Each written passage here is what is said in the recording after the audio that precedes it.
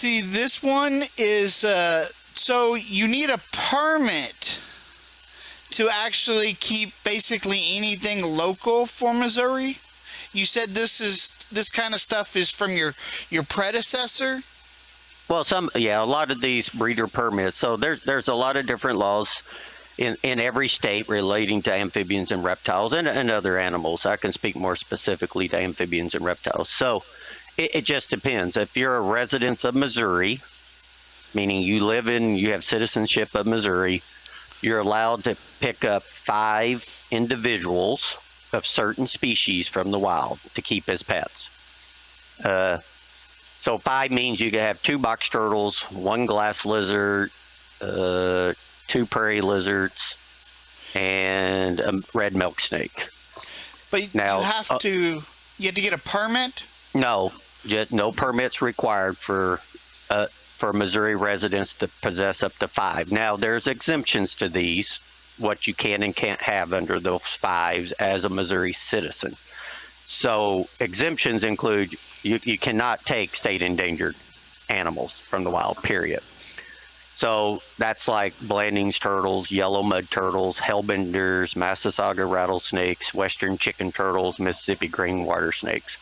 In addition to, there's other very rare snakes in the state that cannot be picked up under this rule, for like the dusty hognose snakes, the Kirtland snake, the western and eastern fox snakes, and alligator snapping turtle. So there's no way to possess those legally under that rule as a Missouri resident. And also you cannot take like common snapping turtles, soft shells, bullfrogs, or green frogs under this rule because those are game species. So you'd have to possess a hunting or fishing license in order to possess those.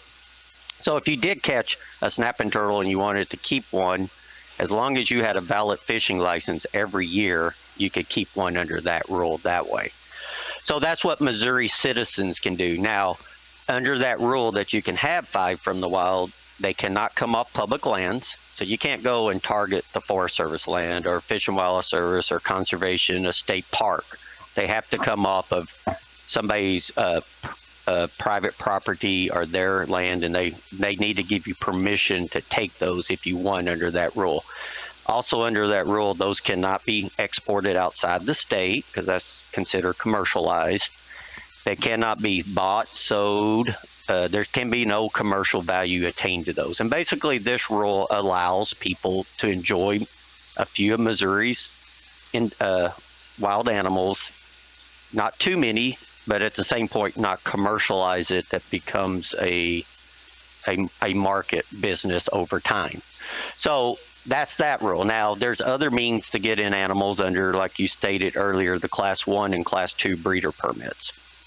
And those are a little bit different. These are people that are physically wanting to keep animals. It could be a hobby, or physically breed them, because under the 5 rule, you cannot breed. Those animals cannot be used for breeding that are taken from the wild. Under the Class 1 and Class 2 breeder permit, there is a approved list of what can be imported in. So you first have to follow that list. So under these 2, Class 1 are the non-venomous amphibian and reptiles, since we're speaking about those. Class 2 are venomous species. So there's different rules under each one. One's more dangerous than the other one. So under the Class 1, it's the harmless one. So let's just say you want to breed. Well, I see the 5-line skink, the western and eastern hognose snake. Yeah, I mean, there's a bigger list. Yeah, I don't have the list right in front of me. So in order to breed and stuff, you have to purchase these animals or obtain them legally from a source other than the wild of Missouri. So they're not used from the wild. It protects our wild populations. Then you apply for those permits, putting those animals on there. Then once you get that permit, those animals that you have that are approved on that list, you can breed them and sell them. To other individuals with breeder permits in the state. You can sell them outside the state. It's basically you have to show proof of receipt of where they came from to make sure they did not originate from the wild. Class 2 is the venomous species. They are protected in our state from being picked up under the 5 rule also. But for the venomous, it's a little more. There is a test you have to take. I mean, you definitely have to take meet confinement standards and safety features too. There's a little bigger step here from a safety standpoint for individuals to do that. And people do. They do apply for this permit. So once they get some copperheads or timber rattlesnakes that they legally attain from somewhere, then they can breed and sell those individuals out of those permits. So there's kind of two different avenues. There's kind of a Missouri citizen can have a few for pets with some stipulations, and then the people that are actually wanting to keep long-term breed animals, sell animals under these breeder permits. So if somebody from out of state came in and had hognose, would that be legal to sell? No, they would. In order for them to do that, they would first have to apply for a breeder permit, a Class 1 breeder permit, and then claim that snake, show the legal paperwork that they were moving here, and then once it's under that, then they would be legal. What about for like an expo? Like if well, exposes are a little bit different. Okay.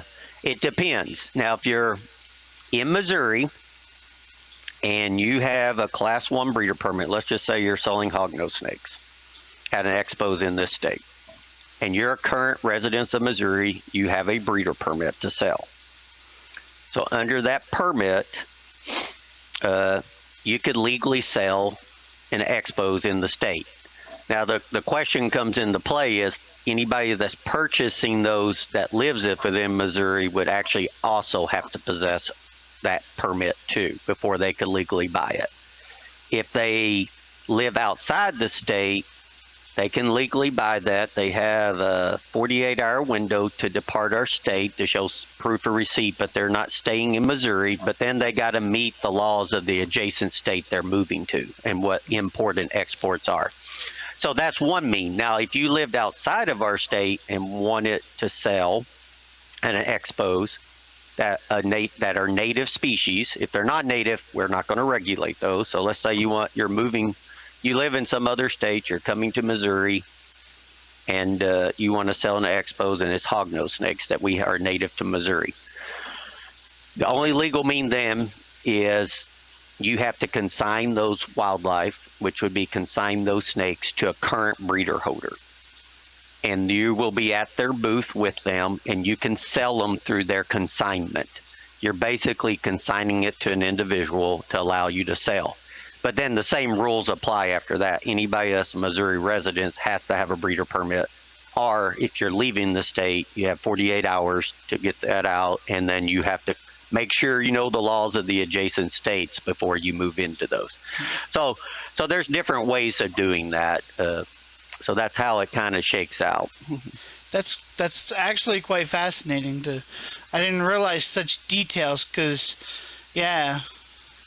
It's very detail orientated because, I mean, we all like our amphibians and reptiles. I mean, there are some people that love them too much and want to pick them all up.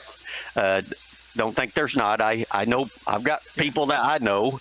There are some that are very mindful. They only want a handful, So the biggest thing is protecting the wild population, allowing people to enjoy the animals. But at the same time, when it becomes commercialized or market value, you have to protect your wild populations. Yeah. Or if not, it'll get very large in size.